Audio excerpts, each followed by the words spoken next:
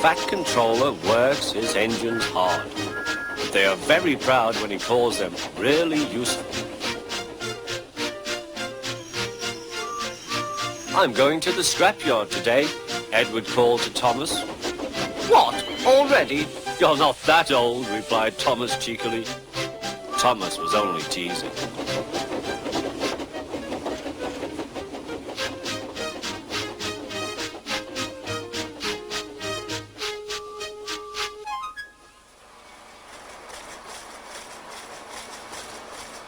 The scrapyard is full of rusty old cars and machinery.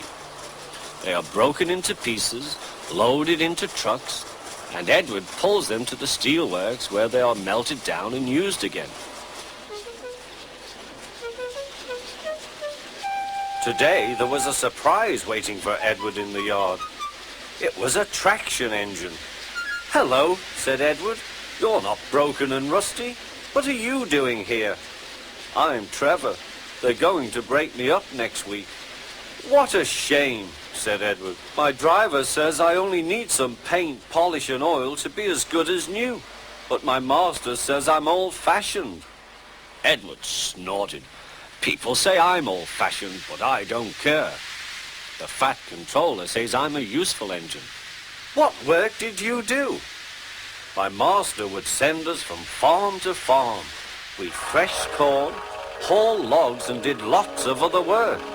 The children loved to see us." Trevor shut his eyes, remembering. "Oh yes, I like children." Edward set off for the station. "Broken up, what a shame. Broken up, what a shame. I must help Trevor, I must." He thought of all his friends who liked engines, but strangely none of them would have room for a traction engine at home. It's a shame, he hissed. Then, beep, beep! Why didn't I think of him before? There, on the platform, was the very person. "Hello, Edward. You look upset. What's the matter, Charlie?" he asked the driver. "There's a traction engine in the scrapyard, Vicar. He'll be broken up next week. Jem Cole says he never drove a better engine." "Do save him, sir.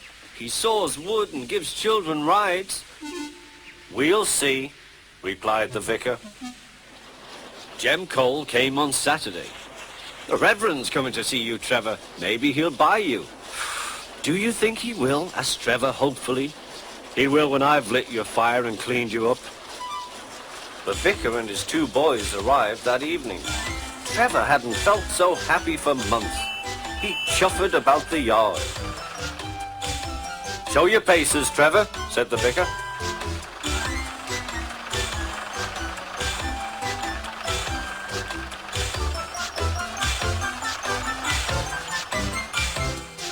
Later, he came out of the office smiling. "I've got him cheap, Jem, cheap." "Do you hear that, Trevor?" cried Jem. "The Reverend saved you and you live at the vicarage now." "Peep, peep," whistled Trevor. Now Trevor's home is in the vicarage orchard, and he sees Edward every day.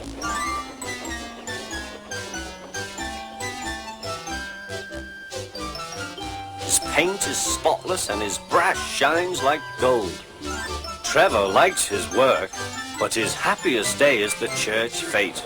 With a wooden seat bolted to his bunker, he chuffers round the orchard, giving rides to children. Long afterwards, you will see him shut his eyes, remembering. "I like children," he whispers happily.